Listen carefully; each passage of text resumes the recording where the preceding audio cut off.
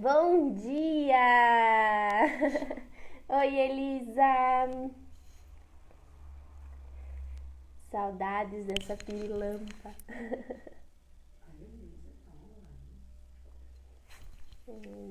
Divertida mãe já entrou.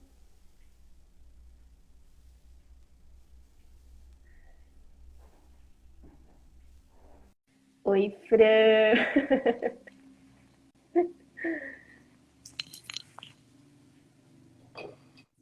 Bom dia! Bom dia! Oi, Fran. Tudo bom dia? Olha aqui quem já está de pé. Bom dia, Vi! A minha madrugadeira. Quem é sempre a primeira a acordar dos crianças? Fran, o teu volume dá aqui.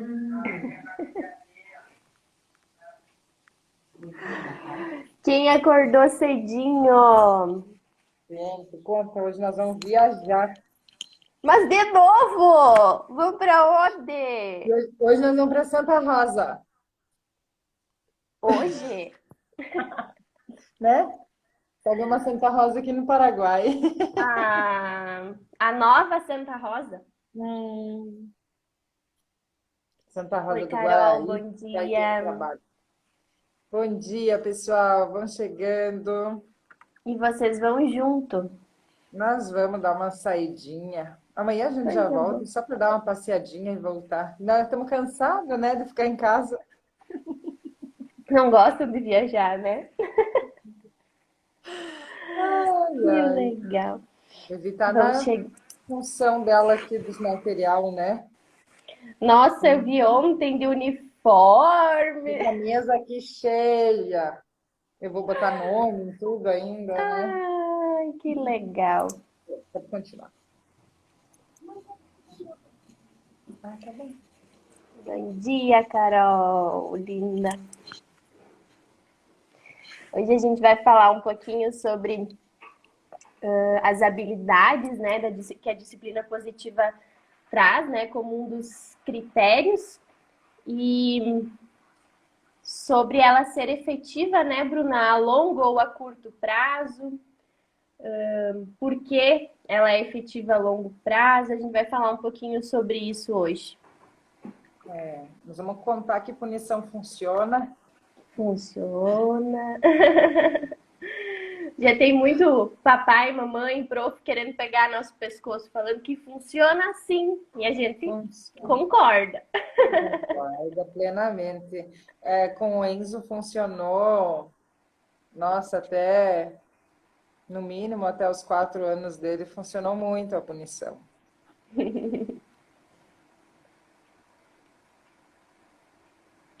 Hum, Vamos lá então. Mateando e Vamos lá. conversando. Vamos começando então. Eu acho que o primeiro ponto, assim, que a gente sempre fala nos nossos encontros também, é a gente pensar, tanto pais, né, como professores, onde nós estamos e onde nós queremos chegar, né? Os desafios que nós temos hoje com as nossas crianças e as habilidades que nós queremos que eles desenvolvam, né? Eu acho que esse é o primeiro ponto, assim, a se pensar. Então, hoje, se a gente pergunta para pais e professores, né, quais são os maiores desafios, a lista é enorme, né, Bruna? E quando a gente Menina, pergunta, quando a gente pergunta sobre o que nós queremos que eles sejam, as pessoas que eles se tornem, quais características a gente quer que eles tenham, a gente vê também uma lista assim de habilidades muito grande, né? De muitas qualidades, muitas coisas necessárias, né, para os dias de hoje. Só que uhum. às vezes a gente esquece de pensar que os desafios que nós temos hoje e as habilidades que nós queremos, a gente não. Será que a gente está transmitindo de uma forma certa isso, né? Será que a gente está conseguindo transmitir todos esses valores que a gente quer que eles tenham daqui a alguns anos, né? É exatamente isso, né? Porque quando a gente fala assim, os desafios, eles aparecem, por exemplo, desrespeito, teimosia, ah, gritos, enfim. Aí tu vai para as habilidades, o que que tem lá nas habilidades? O que que os pais ou os professores querem que as crianças desenvolvam? Querem que desenvolva o respeito, querem que desenvolva a persistência, daqui a pouco, né? Querem que desenvolva a paciência. Então, assim, são opostos, né? São listas que aparentemente são opostos, mas quando você pega esses desafios e começa a olhar para eles como uma ferramenta mesmo, né? Para conseguir desenvolver aquelas coisas que você quer, porque essa é a forma. Porque se tu pegar, por exemplo, os desafios e seguir apagando fogo, que é aquilo que a gente fala, né? A punição funciona, porque se a criança te desrespeitar em sala de aula e você deixar ela uma aula na coordenação ou dar uma suspensão, ela vai funcionar, né? Por um tempo, né? Por um curto prazo. Só que quando você está punindo, você está tentando resolver o teu problema, né? Porque você tem um problema com a criança, então você quer resolver esse teu problema. E você está criando um outro problema, na verdade, né? Porque você causou na criança sentimentos de rebeldia, de crenças, né? Que ela vai criando ali, e por esse curto prazo vai ter funcionado. Só que depois o comportamento vai voltar a acontecer. E o que acontece? Com o desafio, você não usou ele para nada, né? Com a punição, você não usa o desafio, você não ensina nada. E essa é a grande diferença. Então, quando você não ensina nada, você não desenvolve habilidade nenhuma, né? Quando você só pune, que a punição ela vai funcionar por esse curto prazo, você só vai punir, então aquela lista de habilidades ela não vai ter sido desenvolvida nada, né? Tanto que essa é uma das atividades que a gente sempre faz justamente para refletir sobre isso. Quando a criança é punida, aí você pergunta, tá, você teve vontade de desenvolver esses desafios que estão aqui? Geralmente, sim, porque dá vontade de brigar mais, dá vontade de xingar mais, dá vontade de ter mais rebeldia quando tu é punido. Só que, normalmente, tu não tem, porque tu acaba tendo medo daquele adulto ali. Está bravo. Os bonequinhos, ó. Das Tu acaba emoções. ficando com medo. Obrigada, amor. Deixa eu mais seguir aqui no papo, tá? Tu acaba ficando com medo, então tu não faz na hora, mas daqui a pouco esse sentimento que tu teve, ele vai voltar numa nova oportunidade e você vai ter de novo aqueles desafios com a criança, né? Então é basicamente isso, usar os desafios para desenvolver as habilidades. E aí a punição não faz isso, né? A punição ela só apaga o fogo. E é justamente isso que a gente, com a disciplina positiva, propõe para que não haja o uso da punição em si, né? Eu sempre lembro que quando eu conheci, né, a disciplina positiva e levava alguns problemas para a Bruna, tinha uma aluna que me tirava do sério e eu, assim, chegava sempre no meu limite. E um dia a Bruna me disse, o que que te irrita? O que que é que desencadeia essa tua raiva? Por que que tu fica irritada com esse comportamento dessa criança? E eu ficava pensando, né, o que que de fato faz com que eu fique com tanta raiva dela, né? E a gente sempre fala, né, que as crianças elas têm um dom maravilhoso assim de acordar as nossas feridas, né? A gente é às vezes um adulto ferido, né? Então elas têm, principalmente eu acho que quem percebe isso muito mais são pais e mães, né? Que os filhos vêm assim para acordar essas feridas da infância. Mas eu, enquanto prof, percebi muito isso quando comecei a colocar em prática, porque eu comecei a olhar diferente para esse comportamento, né? Eu comecei a olhar para mim. Porque no momento que eu punia, que eu chantageava, que eu recompensava, eu não estava desenvolvendo nada, né? Eu estava só. Eu não estava resolvendo nem o problema da criança, muito menos o meu, né? Que estava ferida, que era eu que estava incomodada com aquele comportamento. Então, eu não estava ajudando ela em nada e também não estava me ajudando a resolver esse problema. Então, eles nos trazem assim uma oportunidade muito grande da gente repensar, né? repensar tudo, assim, desde a nossa educação, desde essa questão das habilidades, né? De como que a gente pode ajudar eles a realmente desenvolver alguma habilidade para o futuro. Exatamente. Peraí. A vi que é uma ajuda lá para encontrar uma caixa de blocos. Queridos. É exatamente isso. Quando a gente tem algum... Porque sempre tem um comportamento que mexe com nós. É aquela questão, parece que a criança sabe o botãozinho que aperta, né? Só que esse botãozinho que aperta não tem a ver com a criança, né? Tem a ver com nós, com as nossas feridas, com as nossas dores. Normalmente, por exemplo, assim, ó, responder, por exemplo, né? Eu fui uma criança que eu respondia muito. Sabe aquela que tem a resposta na ponta da língua? Era eu, né? E eu fui muito repreendida por conta disso. Aí, hoje eu vejo assim, ó, tipo, se eu falo uma coisa e alguém rebate, mexe comigo, sabe? Me dá aquela irritaçãozinha assim inicial, e eu sei que isso não tem a ver com aquela criança que me respondeu, mas tem a ver com a forma que eu fui repreendida, e parece que eu quero como que pagar isso, né? Tipo, pagar, fazer aquela criança Se pagar pelo vingar. que eu sofri, né? Isso, exatamente. E a gente precisa ter um olhar de autoconhecimento muito grande nesse sentido para conseguir entender que o nosso objetivo é desenvolver habilidades de vida e não é curar as nossas feridas, abrindo feridas em outras crianças, né? E quando a gente coloca assim de que punição, né, que era o tema então da live de hoje, de que punição funciona assim, é porque realmente a gente concorda, é porque realmente em todos os estudos assim da disciplina positiva eles trazem de que realmente sim, a punição funciona, ela funcionou com nós e ela funciona hoje com as crianças, tanto a punição como a recompensa, como o elogio, enfim, tantas outras coisas, né? O que acontece é que ela tem efeitos colaterais, né? Que não são muito legais, assim.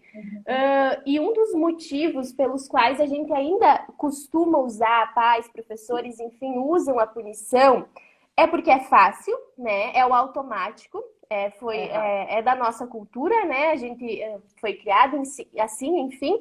E um outro motivo é porque às vezes a gente tem medo de cair naquela parte da permissividade, de ser muito permissivo, entende?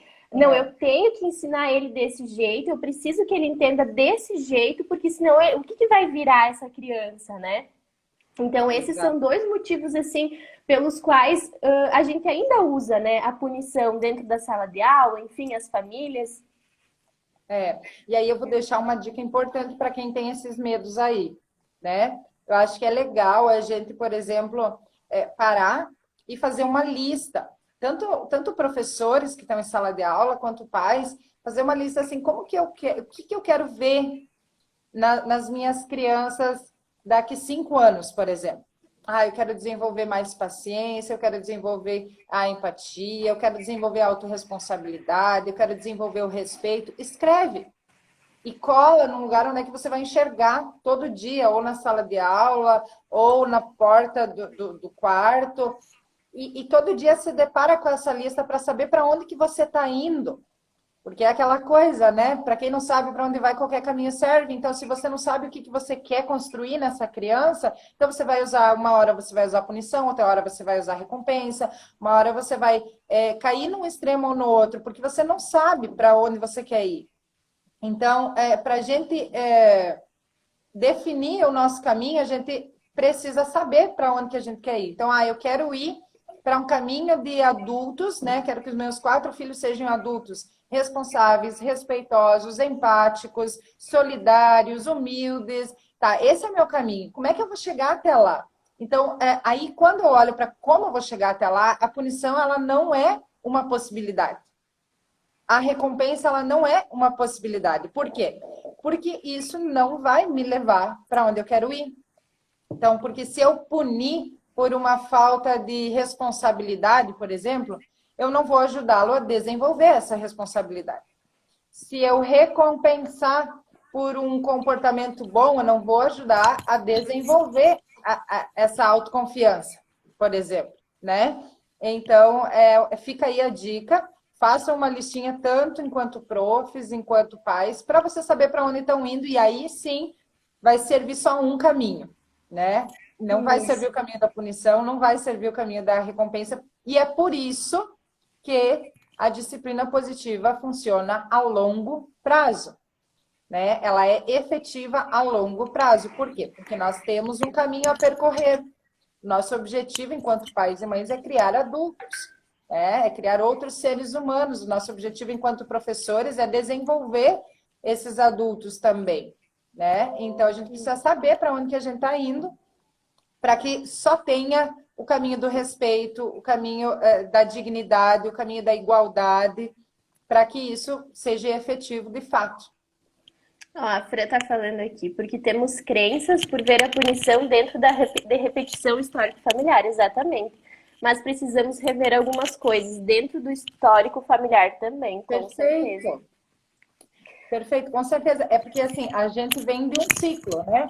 E eu vejo, assim, tipo, se a gente olhar, por exemplo, para nós, a gente passou por muita coisa difícil. E eu acho que por isso que, como a nossa geração é a geração da internet, da informação na ponta do dedo, então a gente tem uma oportunidade muito grande nas nossas mãos, né? E é por isso que deu esse boom de autoconhecimento da nossa geração e a gente tem ferramentas para fazer diferente. Mas se nós olhar para trás, se nós olhar para os nossos pais, o que eles tinham? Onde é que eles buscavam as coisas, né? A nossa geração de criança, nós tinha que ir no dicionário para saber o que significava uma palavra. Então, imagina os nossos pais, então imagina os nossos avós, então imagina os tataravós. O único modelo que eles tinham de educação é a vivência que eles tinham tido enquanto criança. Então, isso foi se repetindo, se repete, se repete, se repete. E como isso é tão intrínseco em nós, porque como a gente vai desenvolvendo as nossas crenças, de acordo com como a gente é tratado, é muito mais fácil nós agir no automático, porque para nós agir de acordo com algo que a gente estudou, a gente precisa se esforçar para isso. A gente precisa se contrariar. Eu, tipo, não, a minha vontade agora era gritar. Só que se eu gritar, eu estou no automático. Então, eu preciso agir com intencionalidade. Para mim agir com intencionalidade, eu preciso gastar energia. E o meu cérebro, ele é feito para poupar energia, né? Ele vai buscar sempre o caminho mais fácil. Então, eu preciso ir contra a minha própria vontade para que daqui a pouco esse seja a minha nova forma de reagir, né? Então, a gente precisa rever, trazer, tirar do foco, tipo, porque eu sou assim, porque sempre foi assim, comigo deu certo assim, vai dar com meu filho assim, vai dar com os meus alunos assim. Quando eu era aluno era assim também. Não é, porque se nós olhar assim, o nosso tataravô andava de cavalo. Hoje você vai de cavalo para onde? Mudou. A nossa avó, ela escutava notícia no rádio. Onde você vê notícia hoje? Você vê no celular. Mudou. A comunicação era por carta, né? Como que você se comunica hoje? Mudou, né? Então, por que a educação precisa ser ainda pré-histórica, né? Não tem sentido isso. A gente precisa aceitar que evoluiu e que agora nós somos a geração que vai ter que estudar para fazer isso diferente. E tá tudo bem, porque nós temos todas as ferramentas na nossa mão, né? Exatamente. Eu sempre digo que é muito, eu acho muito fácil, né? Ser pai e mãe, assim,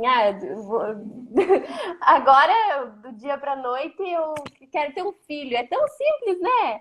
Mas o quanto a gente para pensar mesmo, do quanto, de qual é a nossa responsabilidade de colocar uma criança nesse mundo e trazer realmente uma educação respeitosa, uma educação, né, que venha realmente a desenvolver essas habilidades, que seja um adulto com todas essas habilidades que a gente deseja, né, que essas crianças tenham. E falando... E na verdade... tá, vai, continua, porque depois eu quero fazer um adendo aí nesse ter filho é fácil. Ótimo. Só para concluir, então, disciplina, né? Na disciplina positiva, a gente sempre fala que a gente ajuda a criança a resolver um problema, né? A gente ajuda, a gente foca na solução. E na punição, a gente faz a criança sofrer por ter um problema. Essa é a diferença da disciplina positiva para a educação tradicional, digamos assim, né? Exatamente. Pode. Ai, que lindo, tá ficando uma casinha. Ela tá construindo uma casinha aqui. Lindo. Eu queria dizer que, por exemplo, assim, ó, vai mudando, né? Primeiro, se tinha filhos para ajudar em casa, né? Na roça, enfim, né? Aí depois, pelo menos parte da nossa geração, ou as pessoas que mais eu convivi ali, o que era importante para os pais? Eu preciso, como eu tenho filho, então eu preciso me preocupar em dar para ele roupa, comida, saúde e escola. É isso que eu preciso dar para essa criança. Então, aquelas questões emocionais, elas ficaram assim, tipo, não é necessário colo, não é necessário acolhimento, não é necessário conexão. O meu dever enquanto pai é isso, me preocupar com uma escola boa, me preocupar com que tenha comida na mesa. Então, hoje a nossa geração já pensa diferente. Por quê? Porque as coisas ficaram muito mais acessíveis, as coisas básicas, né? Então, assim, aí a gente começou a olhar para essas outras necessidades que estavam escondidas. E essas necessidades começaram a aparecer primeiro porque nós viemos com as feridas, né? De falta de conexão, de falta de amor, de falta de acolhimento. Aí em nós, quando a criança demonstra essa necessidade, como nós não fomos acolhidos, a gente fica perdido, né? E como hoje não é uma necessidade básica, por exemplo, assim, a escola, claro, é uma necessidade básica ainda no sistema, mas, por exemplo, eu quero dizer assim, quantas famílias hoje optam pelo ensino em casa, por exemplo, né? Pelo homeschooling. É muito mais difundido, né? Então, assim, quando deixa de ser algo que você vai botar toda a tua energia, todo o teu foco, você começa a ter possibilidades para pensar diferente, né? Então, hoje eu penso assim, tipo, a gente pode ver aí vários exemplos de pessoas que não têm faculdade nenhuma e são pessoas que tiveram muito sucesso na vida, que são talvez bilionários, por exemplo, tem o Flávio Augusto, por exemplo, da Wise Up, que é, né, geração de valor, então ele não tem faculdade nenhuma, né? O cara é bilionário. Aí tu olha para isso, claro que é uma exceção, né? Não é que, né, quem não fez, todo mundo que não fez faculdade vai chegar lá. Mas tu olha para isso e tu pensa assim, tá, será que realmente é necessário que ele passe um terço da vida dele dentro de uma escola? Será que desenvolver algumas habilidades? Tu já começa a ver outros caminhos, entende? E aí que muda, né? Porque a gente percebe que, na verdade, o importante é saber que adulto que eu estou construindo, né? Tipo, que não é a escola que está construindo esse adulto sozinha, né? Porque a nossa geração passou um pouco por isso, né? Tipo, a escola, ela tinha um papel também, né? Antes. Era o papel de ensinar para passar no vestibular. Hoje nós não temos nem vestibular mais direito, gente. Às vezes é um sorteio, né? As provas que eram muito difíceis, hoje é uma redação. E vai depender de quem interpreta aquela redação para que você entre ou não. Então, assim, se perdeu um pouco a importância disso, né? Tipo, eu vejo assim que quando tu foi ficando cada vez mais simples, né? Se nós olhar para a nossa geração, tipo, nós tínhamos que fazer uma prova de vestibular, e a nossa geração já é da múltipla escolha, né? Mas nas provas, era prova descritiva, né, na escola. Hoje já não existe mais isso. Por que não existe prova descritiva mais, né? Porque foi se perdendo, né? A importância de saber isso, né? E aí foi se abrindo o olhar para o que realmente o que realmente vai construir esse adulto. Tanto que hoje empresas contratam muito mais por questões de habilidades de vida, né? De Simpático. Isso, exatamente. As empresas buscam pessoas, tanto que agora, antes tinha assim, né? Como é que é? Pré-requisitos. Curso tal, curso tal, curso tal, curso tal, curso tal. Hoje tem o quê? Pré-requisitos. Saber trabalhar em grupo, saber se posicionar, ótima comunicação, ser empático, nananá, proativo, taraná. Por que isso mudou? Porque a nossa geração está mudando, né? E a gente precisa saber. Então, se nós... Eu tenho uma pergunta que eu faço muito para mim e que eu quero fazer para quem está aqui assistindo. Como que a gente está criando a geração de 2030, de 2040? Como será essa geração? Quem são os responsáveis por criar essa geração? Como eu educo o filho para viver em 2040?